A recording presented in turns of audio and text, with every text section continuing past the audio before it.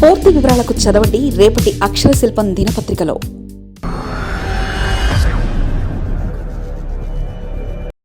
3 దశాబ్దాల తర్వాత తోడు నీడ, చంద్రబాబు దగ్గుబాటి అనుబంధం మొదలు.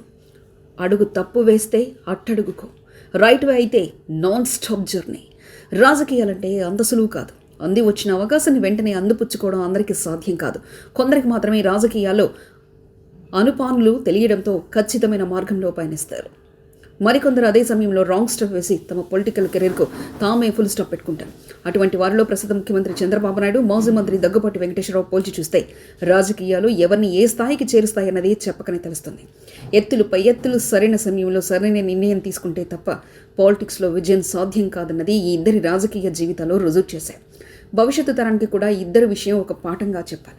1995 ప్రాంతంలో అప్పటి టీడీపీ వ్యవస్థాపకుడు ఎన్టీఆర్ నుంచి పార్టీని చేజిక్కించుకున్నప్పుడు జరిగిన ఘటనలు ఇద్దరు రాజకీయ జీవితాల్లో పెనుమార్పులు తెచ్చిపెట్టాయి. అప్పుడు పరిస్థితుల్లో ఎన్టీఆర్ను వ్యతిరేకించడం ఎవరూ తప్పుపట్టారు. అదే సమయంలో దగ్గుబాటి వెంకటేశ్వరరావు తీసుకున్న నిర్ణయం ఆయన పొలిటికల్ కెరీర్పై తీవ్ర ప్రభావం చూపిందనే చెప్పాలి. ఎన్టీఆర్ సమయంలో మంత్రి పదవి మాత్రమే ఆయనకు చివరికి మిగిలింది. 30 ఏళ్ల నుంచి ఆయన పార్టీలు మారుతున్నా ఆయన రాజకీయ జీవితంలో ఎలాంటి మార్పులు రాలేదు. మాజీ ఎంపీ, మాజీ మంత్రిగానే దగ్గుబాటి వెంకటేశ్వరరావు మిగిలిపోవాల్సి వచ్చింది.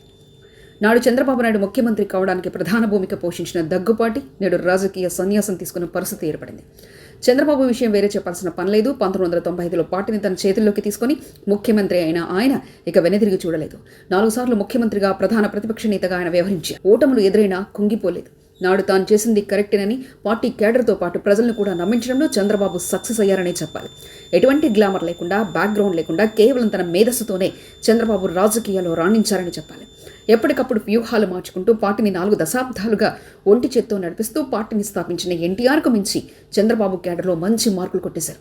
తనకంటూ ఒక బ్రాండ్ సృష్టించుకొని చంద్రబాబు వల్లనే ఏపీ సమగ్ర అభివృద్ధి సాధ్యమని జనం నమ్మే విధంగా ఆయన తీసుకెళ్లగలారంటే ఖచ్చితంగా నాయుడుకున్న ముందు చూపు వేరే చెప్పాల్సిన పని లేదు.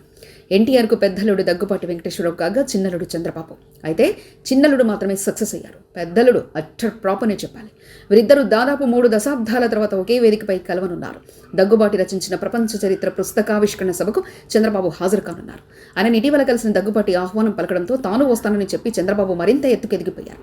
దగ్గుబాటి వెంకటేశ్వరరావు ఇక రాజకీయంగా ఎదగలేరు. అలాగే చంద్రబాబును ఎవరూ అంతకుమించి కిందికి దించలేరు. మధ్యలో గుండె సంబంధిత వ్యాధితో బాధపడుతూ ఆసుపత్రిలో చేరిన దగ్గుబాటిని చంద్రబాబు వెళ్లి పరామర్శించి వచ్చారు. దగ్గుబాటికి ఇప్పుడు తన రాజకీయ జీవితం అనవసరం. ఆయన దాదాపు సన్యాసం తీసుకున్నట్లే. ఇక ఆయన కుమారుడు రాజకీయ భవిష్యత్తు కోసమే దగ్గుబాటి ప్రయత్నిస్తున్నారనేది కూడా అంతే నిజం. కనీసం ఎమ్మెల్యే, మంత్రి స్థాయిలోనైనా తన కుమారుని చూడాలన్న ఆయన కోరిక నెరవేరుతుందా లేదా అన్నది కాలమే తేల్చనుంది. మరిన్ని కథనాల కోసం సబ్స్క్రైబ్ చేసుకోండి మీ అక్షర శిల్పం. పూర్తి వివరాలకు చదవండి రేపటి అక్షర శిల్పం దినపత్రికలో.